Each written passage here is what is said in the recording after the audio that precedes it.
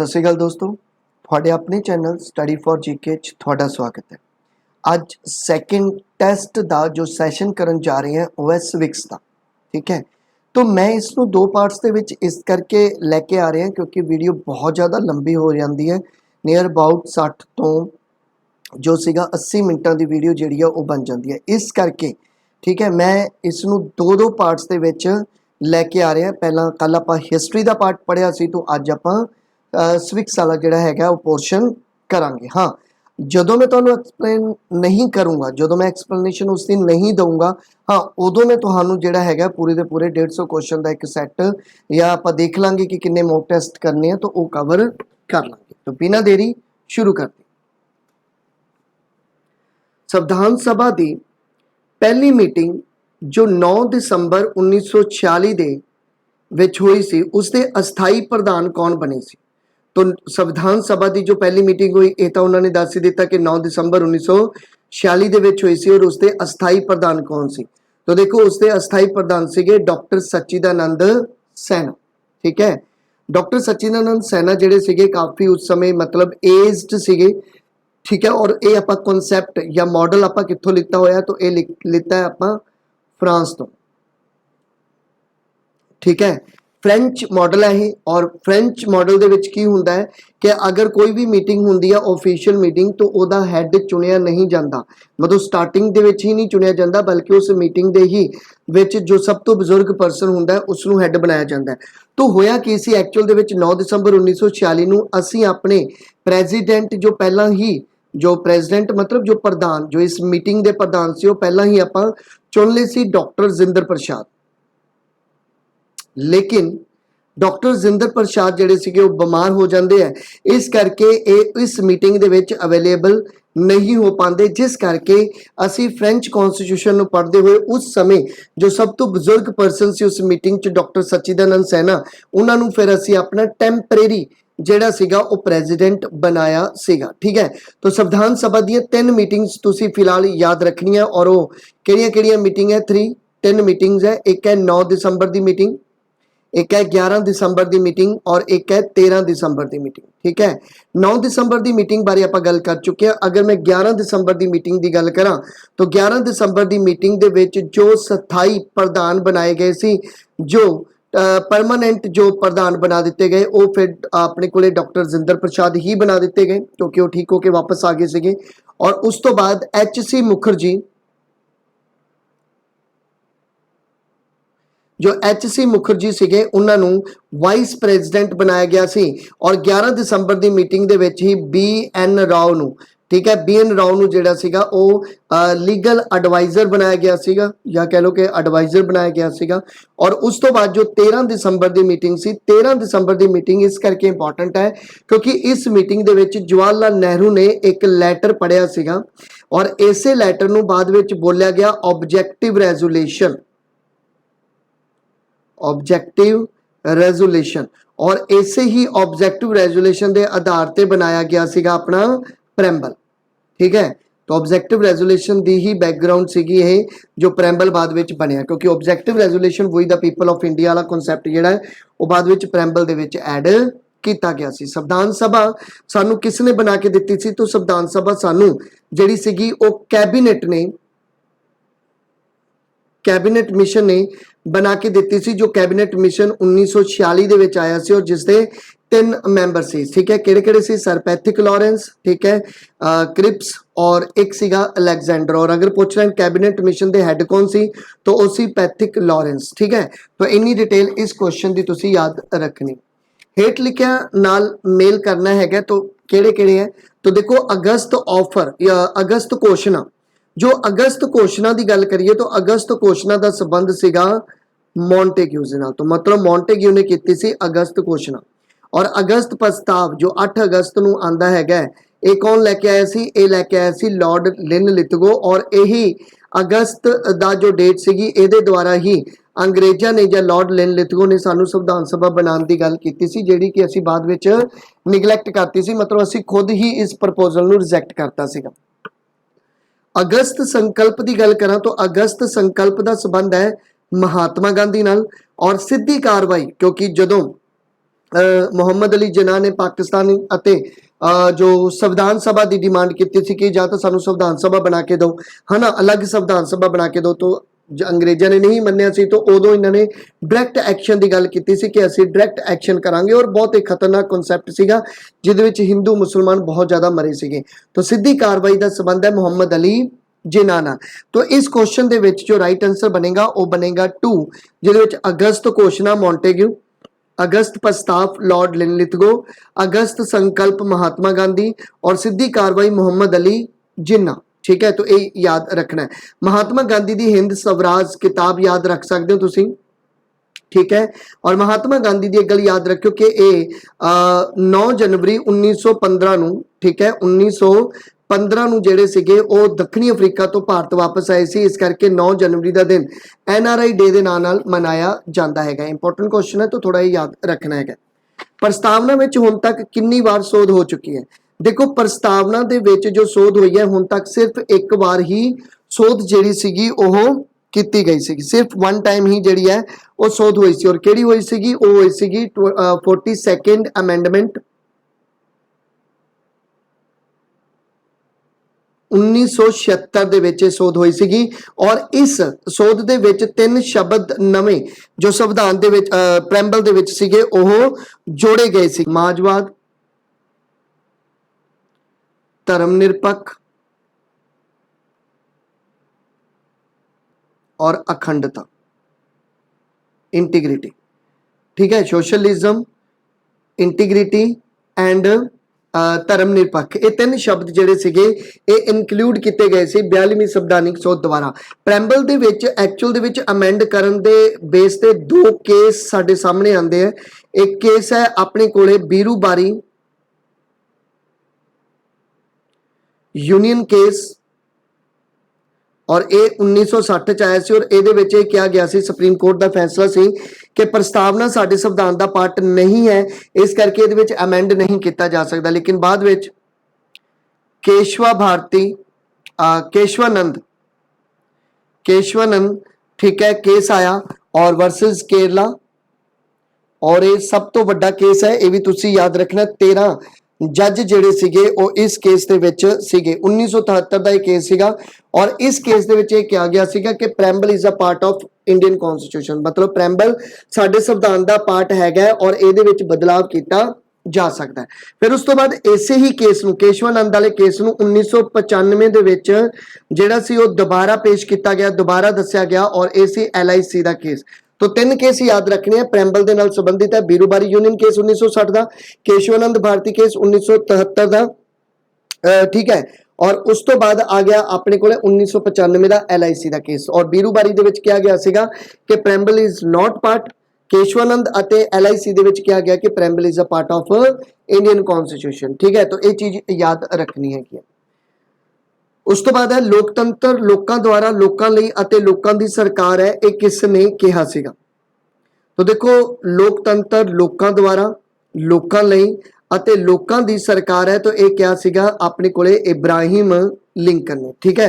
तो इस क्वेश्चन का जो राइट आंसर है वो है 4। और लोकतंत्र मतलब डेमोक्रेसी। तो अगर मैं डेमोक्रेसी की गल करा तो डेमोक्रेसी 2 तरह की हुंदी है, एक हुंदी है डायरैक्ट डेमोक्रेसी और एक होंदी है इनडायरेक्ट डेमोक्रेसी।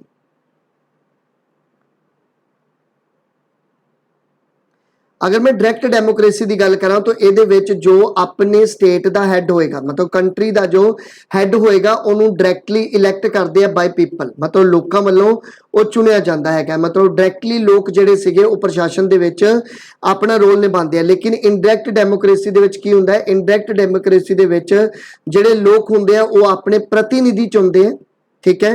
और फिर ये प्रतिनिधि अपने हैड नूं चुनते हैं, जिवें अपने इंडिया दे विच है। और डायरैक्ट डेमोक्रेसी स्विट्जरलैंड दे विच और इनडायरैक्ट डेमोक्रेसी जिहड़ी आ वो इंडिया दे विच तुहानूं देखण नूं मिलूगी। नैक्सट चलदे हां, राष्ट्रपति दा महादोश दा तरीका किस देश तो उधार लिया गया? तो देखो, अगर आपां गल करिए राष्ट्रपति है तो प्रेजिडेंट है, और प्रेजिडेंट नूं इंपीच करना हैगा, ठीक है ना। तो प्रेजिडेंट दा जो इंपीचमेंट दा कॉन्सैप्ट है ये आपां कित्थों लिता है? क्वेश्चन ये है। तो ये आपां लिता है जी USA तो, ठीक है। तो ये तुसी याद रखना है। और दूसरे नंबर पे इंपीच करना किवें है?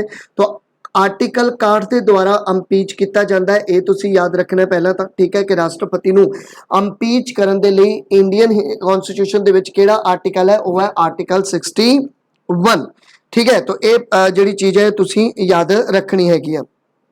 ਉਸ ਤੋਂ ਬਾਅਦ अगर आप राष्ट्रपति की गल करिए तो अपने हुण जो राष्ट्रपति है तुहानूं पता ही है जिहड़ी इंडिया की न्यू राष्ट्रपति बनी है, ठीक है, ये तुसी मैनूं कमेंट करके दसना, चलो ठीक है, कि इंडिया की जो न्यू प्रेजिडेंट बनाए गए है, पहले दलित जिहड़े वुमेन है वो बनाए गए हैं, तो उन्हां दा नाम की है ये तुसी जिहड़ा हैगा ओह दसना है, ठीक है। तो राष्ट्रपति की आपां गल कर चुके हैं। राष्ट्रपति जिहड़ा सीगा वो अध्यादेश भी जारी करदा है, ठीक है। तो 123 आर्टिकल के अकॉर्डिंग ये अध्यादेश जारी करता है, जदों कि गवर्नर जिहड़ा हैगा, ठीक है, ये 213 के अकॉर्डिंग अध्यादेश जिहड़ा वो जारी करता है। ये वो क्वेश्चन है जिहड़े फिक्स क्वेश्चन है जो तुहानूं सीधे दे सीधे ही एग्जाम च पूछे जा सकते होंगे, इस करके उन्ने क्वेश्चन जिहड़े हैगे मैं बोल दिना। तो ये 5 क्वेश्चन है, आई थिंक 5 क्वेश्चन की पूरी डिटेल तुहानूं जिहड़ी है समझ आ गई होगी। तो नैक्सट चलते हैं।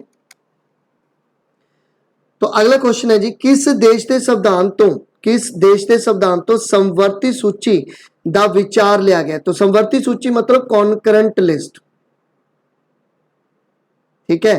तो अपन पता है 3 लिस्टां होंदियां, एक होंदी है यूनियन लिस्ट, एक होंदी है स्टेट लिस्ट और एक होंदी है कॉन्करेंट लिस्ट। यूनियन लिस्ट में जिन्ने विषय होंदे उन्हां ते कानून सेंटर बनांदा है, जिन्ने विषय स्टेट लिस्ट में होंदे आ उहदे ते कानून स्टेट बनांदा, और जो कॉन्करेंट विषय होंदे आ उन्हां ते दोनों ही जिहड़ा हैगा वो कानून बना सकदे हैं, यूनियन अते स्टेट। और इत्थे काफ़ी इंपॉर्टेंट क्वेश्चन आंदा है कि एजुकेशन जिहड़ा हैगा वो किस दा विषय है, तो वो कॉन्करेंट दा विषय आंदा है। वैसे एग्रीकल्चर जिहड़ा हैगा वो स्टेट दा विषय, याद रखना तुसीं।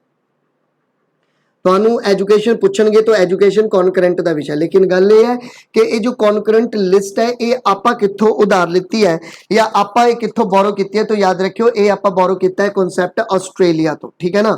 तो ऑस्ट्रेलिया तो इहदा जिहड़ा कॉन्सैप्ट है वो आपां फॉलो कीता है।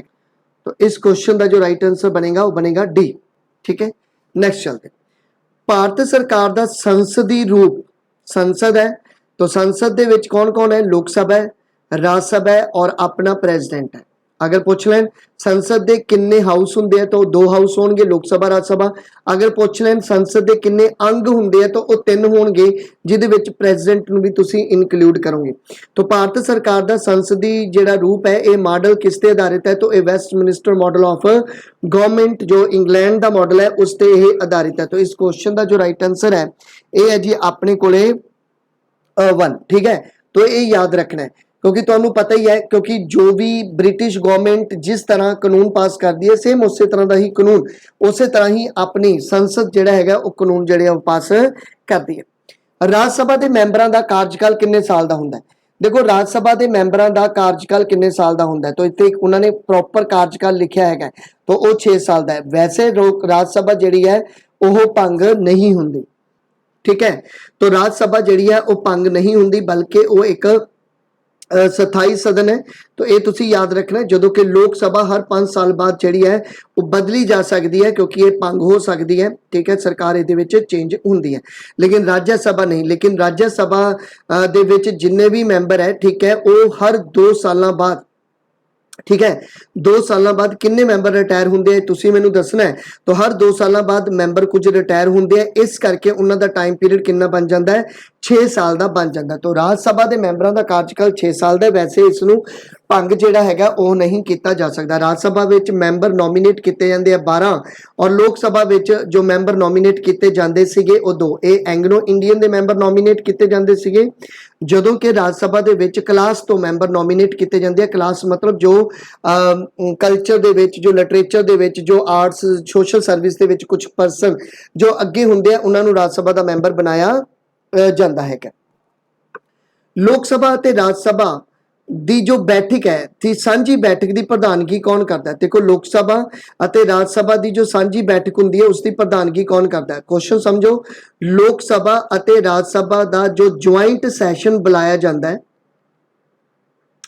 ये बुलाउंदा कौन है, मतलब कॉल बाई। तो कॉल कौन करता है, देखो कॉल तो करता है प्रेजिडेंट, लेकिन उत्थे पूछे कि प्रधानगी कौन करता है, तो कॉल करता है प्रेजिडेंट और इसनू हैड कौन करेगा, तो हैड करेगा स्पीकर। ठीक है, तो इत्थे जो आंसर आएगा तुहाडा वो आएगा स्पीकर। ठीक है, तो लोक सभा ते राज सभा दी जो सांझी बैठक बुलाई जाती है वो प्रेजिडेंट द्वारा बुलाई जाती है, लेकिन इसनू हैड करेगा स्पीकर। और अपना जो इस समय स्पीकर है वो है ओम बिरला। ये तुसी याद रखना है, काफी इंपॉर्टेंट है। ठीक है, ओम बिरला। अगर मैं स्पीकर्स बारे कुछ डिटेल देवां, क्योंकि क्वेश्चन सीधे बड़े बनाए आ जाते हैं, अगर पूछ लिया जाए तुहाडे कोलों कि जी फर्स्ट स्पीकर कौन सी, ठीक है, तो फर्स्ट स्पीकर कौन सी, एसी जीवी मालवंकर। और अगर पूछ लें कि पहली महिला स्पीकर कौन सी, ये सबनों पता है मीरा कुमारी। ठीक है, और अगर डिप्टी पहला डिप्टी कमिश्नर पहला डिप्टी स्पीकर अगर पूछ लें तो वो कौन है, तो उन्हों का नाम याद रखना है एम अनाथ। ठीक है, तो इन्हें याद रख लो, तो ये सीगे। और जो मेन है वो है ओम बिरला। ठीक है, तो ये चीज तुसी याद रखनी है। अगर आप ज्वाइंट सैशन की गल करिए तो हुण तक किन्ने बार ज्वाइंट सैशन हो चुके हैं, तो 3 बार ज्वाइंट सैशन हो चुके हैं। और ये 3 बार ज्वाइंट सैशन जिहड़ा सीगा ये कदों कदों ज्वाइंट सैशन होया है, अगर उसकी गल करिए तो एक जिहड़ा ज्वाइंट सैशन होया है वो होया दहेज प्रथा ते, और ये होया सीगा 1961 विच। फिर उस तो बाद सीगा बैंकिंग सर्विस बिल सीगा कोई। ठीक है, उसते जिहड़ा सीगा ये 1978 दे विच, मेरे ख्याल तो यही है 1978 दे विच ज्वाइंट सैशन होया सी। और थर्ड दी गल करा तो पोटा ते, पोटा मतलब प्रिवेंशन ऑफ टेररिज्म बिल सीगा, ये तो हुण खत्म हो गया वैसे, पर उस समय 2002 दे विच आया सी, तो उस समय भी ज्वाइंट सैशन जिहड़ा बुलाया गया सी। और लोक सभा राज सभा का 3 बार हुण तक ज्वाइंट सैशन जिहड़ा हो चुका है, याद रखना। मौलिक अधिकारां दा अनुच्छेद 14 किस नाल संबंधित है। देखो मौलिक अधिकारां दी गल करिए तो साडे संविधान दे विच मौलिक अधिकार पार्ट 3 दे विच और आर्टिकल जिहड़े है वो 12 तो 35 तक दर्ज है। 12 तो 35 की गल करिए तो आप 14 तो 32 पढ़ते हैं, और बाकी जिहड़ी है इंट्रो अते कनक्लूजन दे विच वो आर्टिकल चले जाते हैं। और मौलिक अधिकारां दा पार्ट 3 नूं ही मैगना कार्टा आपां बोलिया जाता है। ठीक है ना, तो ये भी क्वेश्चन तुसीं याद रखना, और पहला मैं तुहानूं एक करवा चुकिया है। ठीक है, और मौलिक अधिकारां दे विच जो अनुच्छेद 14 है ये किस दी गल करदा है, तो अनुच्छेद जिहड़ा 14 हैगा ये गल करदा है अपने कोले कानून अगे समानता दी अते कानून दी बराबर सुरक्षा दी। तो इसका मतलब इसका राइट आंसर बनेगा दोनों ही है। ठीक है, तो कानून अगे समानता अते कानून दी बराबर सुरक्षा की गल करता है मौलिक अधिकारां दा अनुच्छेद 14। ठीक है, और फंडामेंटल जो ड्यूटी फंडामेंटल जो राइट है अपने ये अमेरिका तो लिते गए हैं। ठीक है, और अपने कोले 6 फंडामेंटल राइट है, जो कि पहला 7 सी, और एक जिहड़ा फंडामेंटल राइट है वो प्रॉपर्टी का राइट जिहड़ा हैगा वो कढ़ दिता गया, और प्रॉपर्टी का राइट हुण बना दिता गया है लीगल राइट। ठीक है, और लीगल राइट किहड़े आर्टिकल च आएगा, 300A आर्टिकल दे विच ये आंदा हैगा। और इस मौलिक अधिकारां दे विच ही काफी इंपॉर्टेंट एक अमेंडमेंट है, 86वीं अमेंडमेंट 2002 दी अमेंडमेंट है। और इस अमेंडमेंट दे विच जिहड़ा सीगा ओह एक आर्टिकल ऐड किया गया 21A, जिस दे विच एजुकेशन सिक्ख्या का अधिकार दिता गया 6 तो 14 साल के बच्चों को फ्री सिक्ख्या का जिहड़ा अधिकार है वह प्रोवाइड किया गया है। ठीक है, तो इन्नी गल याद रख लेनी है। मौलिक कर्तव्यों को किस देश के संविधान तो उधार लिता गया, तो देखो मौलिक कर्तव्यों तो संविधान उधार लिता गया है अपना वो लिता गया है रूस तो। ठीक है, तो मतलब फंडामेंटल जो ड्यूटीज है ये रूस तो लितियां गई हैं। अगर पूछ लें DPSP कितों लिता गया तो ये आयरलैंड तो लिता गया। और जो साडे फंडामेंटल ड्यूटीज है, फंडामेंटल ड्यूटीज साडियां टोटल कितनियां 11, पहला कितनियां सीगियां 10। और फंडामेंटल ड्यूटीज नाल संबंधित किहड़ी कमेटी सीगी, सबनूं पता है स्वर्ण सिंह कमेटी। ठीक है, तो स्वर्ण सिंह कमेटी की रिकमेंडेशन ते सब तो पहला 8 रिकमेंड हुए सीगे करतव्य, लेकिन बाद विच 10 इनकलूड किए गए। और लेकिन अज किन्ने है, अज है 11। क्यों, क्योंकि 86वीं अमेंडमेंट इत्थे भी काम करूगी 2002 दे विच, जिहदे विच बच्चियां नूं मुफ्त सिक्ख्या देण दी जो जिम्मेवारी है वो पेरेंट्स की लाई गई है। तो ये चीज तुसीं याद रखनी है मौलिक कर्तव्यां दी। ठीक है, नैक्सट चलते हैं। प्रस्तावना ਵਿੱਚ ਹੁਣ ਤੱਕ ਕਿੰਨੀ ਵਾਰ ਸੋਧ ਹੋ ਚੁੱਕੀ ਹੈ? क्वेश्चन शायद रिपीट हो गया, तो याद रख लो एक बार ਜਿਹੜੀ ਹੈ ਉਹ अमेंड हो चुकी है। तो नेक्स्ट चलते हैं, संसद की ਕਿਹੜੀ कार्रवाई राष्ट्रपति द्वारा नहीं की जाती? देखो प्रेजिडेंट जो संसद ਦੇ ਵਿੱਚ कार्रवाई नहीं करता वो ਕਿਹੜੀ है? प्रोरोग करता है, ठीक है, प्रोरोगेशन, डिसॉल्व करता है, भंग कर दिंदा है, ठीक है, और समन दिंदा है, मतलब ज्वाइंट सैशन बुला सकता है, मतलब सैशन नवा कोई डिफरेंट सैशन बुलाना है, कोई स्पेशल सैशन बुलाना है तो समन भेजेगा, डिसॉल्व करेगा, भंग करेगा, और प्रोरोगेट मतलब सदगत करेगा। कुछ समय ਲਈ जो सैशन ਹੁੰਦਾ है उसनू सदगत कर सकता है, सदगत ही बोलते शायद हिंदी का शब्द है, तो मतलब ठीक है। लेकिन एक गल याद रखियो कि जो अडजर्नमेंट है, ठीक है, ये जो है वो स्पीकर करेगा, ठीक है, अडजर्नमेंट कौन करेगा? यह स्पीकर जिहड़ा है वो करेगा। तो यह चीज तुसी याद रखना है, ठीक है।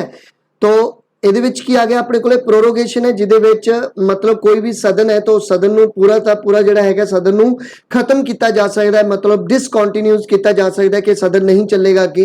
डिसॉल्व है तो पूरी तरह ही भंग हो गया और पूरी ਦਾ पूरा ਜਿਹੜਾ ਸੈਸ਼ਨ है ਉਹੀ खत्म करता। ਸਮਨ ਦੇ ਵਿੱਚ ਕੀ ਸੀਗਾ ਕਿ ਉਹ ਸੈਸ਼ਨ ਬੁਲਾ ਸਕਦਾ ਹੈਗਾ, ਲੇਕਿਨ ਅਡਜਰਨਮੈਂਟ ਦੇ ਵਿੱਚ ਕੀ ਸੀਗਾ? ਅਡਜਰਨਮੈਂਟ ਦੇ ਵਿੱਚ ਸੀਗਾ ਕਿ ਬ੍ਰੇਕ ਦੇਣੀ ਹੈ, ਕਿੰਨੇ ਸਮੇਂ ਦੀ ਬ੍ਰੇਕ ਦੇਣੀ ਹੈ। तो ਇਹ ਬ੍ਰੇਕ ਜੋ ਦਿੱਤੀ ਜਾਂਦੀ ਹੈ ਇਹ ਸਪੀਕਰ ਦੇ ਦੁਆਰਾ ਦਿੱਤੀ ਜਾਂਦੀ ਹੈ। तो ਇਹ ਚੀਜ਼ ਤੁਸੀਂ याद रखनी हैगी। और तुहानू पता ही है कि किन्ने तरह के सैशन होंगे हैं, तो 3 तरह के अपने कोले जिहड़े हैगे आ वो सैशन होंगे हैं। तो किहड़े-किहड़े सैशन होंगे हैं बई? तो बजट सैशन, मॉनसून सैशन अते विंटर सैशन, ठीक है। तो ये 3 तरह के सैशन होंगे हैं, याद रखना। बजट सैशन सब तो लेंथी लंबा सैशन होंदा है और विंटर सैशन सब तो छोटा सैशन होंदा है। महान्यायवादी ਨੂੰ ਭਾਰਤ ਦੀ ਕਿਸ ਕੋਰਟ ਵਿੱਚ ਜਾਣ ਦੀ ਪੂਰੀ ਆਜ਼ਾਦੀ ਹੈ? महान्यायवादी मतलब AGI, attorney general of India. तो ਅਟਾਰਨੀ ਜਨਰਲ ਆਫ ਇੰਡੀਆ ਨੂੰ ਕਿਸ ਕੋਰਟ ਵਿੱਚ ਜਾਣ ਦੀ ਪੂਰੀ ਆਜ਼ਾਦੀ ਹੁੰਦੀ ਹੈ? ਵੀ ਸਾਰੀਆਂ ਕੋਰਟ ਦੇ ਵਿੱਚ ਇਹਨਾਂ ਨੂੰ ਜਾਣ ਦੀ ਪੂਰੀ ਜਿਹੜੀ ਹੈਗੀ ਆ ਉਹ ਆਜ਼ਾਦੀ ਹੁੰਦੀ ਹੈ। और AGI ਦੀ ਗੱਲ ਕਰੀਏ तो AGI attorney general of India now कौन है? तो के वेणुगोपाल है, ठीक है। और ये जो मतलब अपने कोले महान्यायवादी होंगे AGI होंगे, इन्हां दी अगर क्वालिफिकेशन पूछ लें तो इन्हां दी क्वालिफिकेशन सेम होंदी है, किहदे बराबर दी होंदी है? तो हाई कोर्ट ते सुप्रीम कोर्ट दे जज दे, ठीक है, बराबर दी जिहड़ी है इन्हां दी क्वालिफिकेशन जिहड़ी है ओह होंदी है। ये चीज तुसीं याद रखनी हैगी। नेक्स्ट चलदे हैं, किस देश के संविधान तो समवर्ती सूची का विचार लिया गया सी? तो ये भी शायद रिपीट हो गए 2 क्वेश्चन। तो आस्ट्रेलिया तो लिता गया सी। दक्षिणी अफ्रीका तो की लिता गया? तो अपने संविधान विच जो अमेंडमेंट का कॉन्सैप्ट है ये आपां लिता गया जी दक्षिणी अफ्रीका तो, ठीक है। और उस तो बाद अगर आपां गल करिए रूस तो रूस तो तुहानूं पता ही है कि आपां फंडामेंटल ड्यूटीज लित्तियां हैगियां। उस तो बाद 5 ईयर प्लैनिंग लित्तियां हैगियां। 5 ईयर जो प्लैनिंग हुंदी है एक कॉन्सैप्ट आपां इत्थों लिता हैगा, ठीक है, रूस तो लिता हैगा। तो नेक्स्ट चलदे हैं, संविधान के व्याख्याकार के रूप में किसनूं वेख्या जाता है? देखो संविधान की व्याख्या कौन करेगा, ठीक है, या कह लो कि संविधान की राखी कौन करेगा? कस्टोडियन ऑफ इंडियन कॉन्स्टिट्यूशन किसनूं कहा जाता है? तो वह कहा जाता है जी अपने को सर्वोच्च अदालत मतलब सुप्रीम कोर्ट नूं कहा जाता है, ठीक है। और सुप्रीम कोर्ट के जज की रिटायरमेंट उम्र 65 साल होंगी है, हाई कोर्ट के जज की रिटायरमेंट उम्र 62 साल होंगी है, ठीक है। एक क्वेश्चन तुसीं याद रखना है। संविधान की किस सोच द्वारा यह निर्धारित किया गया कि 2 या 2 तो वध राज्यों की एक उच्च अदालत हो सकती है? मतलब 2 या 2 तो ज्यादा राज्यों की एक अदालत जिहड़ी है वो हो सकती है। ये जो कॉन्सैप्ट है ये किस अमेंडमेंट तो जिहड़ा हैगा वो आपां लिता? तो यह है 7th अमेंडमेंट 1956 दी, ठीक है। तो 7वीं अमेंडमेंट है 1956 तो उतों। और एक गल याद रखियो कि इसे अमेंडमेंट द्वारा यह भी किया गया कि 2 या 2 तो ज्यादा स्टेट दी या एक स्टेट एक यूटी दी या स्टेट वर्सेस स्टेट दी, ठीक है, एक हाई कोर्ट हो सकती है, ठीक है, और एक गवर्नर हो सकता है, ठीक है। तो यह भी चीज तुसी याद जी है वह रखनी है। 7वीं अमेंडमेंट 1956 काफ़ी इंपॉर्टेंट है। 73वीं संविधानिक सोध 1992 संविधान में किस भाग नूं जोड़िया गया? तो 73वीं संविधानिक सोध हुई सी 1992 में और इस दे विच किहड़ा पार्ट जिहड़ा सीगा वो जोड़िया गया सी? तो पार्ट 9 जोड़िया गया सीगा। और अगर सेम इसे तरह की क्वेश्चन पूछ लें कि 74वीं संविधानिक सोध है जिहड़ी ये भी जो हुई सीगी 1992 ਦੇ ਵਿੱਚ, और इस दे विच किहड़ा पार्ट जोड़िया गया सी, तो ਇਹਦੇ ਵਿੱਚ पार्ट जोड़िया गया सीगा 9A। ठीक है, तो दोनों चीज़ां तुसीं ये याद रखनियां हैगियां। और इस दे विच शेड्यूल किन्ने सी अगर पूछ लें तो इस दे विच शेड्यूल सीगे 12, और पार्ट 9 दे विच जो शेड्यूल सीगे वो सीगे 11। ठीक है, तो ये भी चीज़ तुसीं थोड़ी जी याद रख लो। एक नगर निगम का मेयर एक अवधि लिए दफ्तर ते रहिंदा है, मतलब एक मेयर जिहड़ा है उहदा कितना टाइम पीरियड हुंदा है, तो उहदा हुंदा है 1 साल, 1 साल। ठीक है, तो 1 साल दे लई जिहड़ा हैगा मेयर अपने दफ्तर दे लई आंदा हैगा, तो ये चीज़ तुसीं याद रखनी हैगी है। अगर आप नगर निगम तो पहला आप पंचायतां की गल करिए, क्योंकि पंचायत ज़्यादा पुछदे तुहानूं, पंचायतां की गल करिए तो पहली पंचायत राजस्थान के नगौर डिस्ट्रिक्ट दे विच लगाई गई सीगी, और इसका उद्घाटन किया सी जवाहर लाल नेहरू ने। ठीक है, ये चीज़ याद रखियो। और अगर पूछ लें कि एंशियंट हिस्टरी दे विच सब तो पुरानी किताब जिहदे विच तुहानूं पंचायतां की गल देखण नूं मिलदी है, तो वह है अर्थशास्त्र। ठीक है, और ये सीगा पहला जिथे पंचायत हुई। अगर दूसरा पूछ लें, दूसरा स्टेट किहड़ा सी, तो वो सीगा आंध्र प्रदेश। और आंध्र प्रदेश ही भाषा के आधार पर बनने वाला पहला स्टेट है।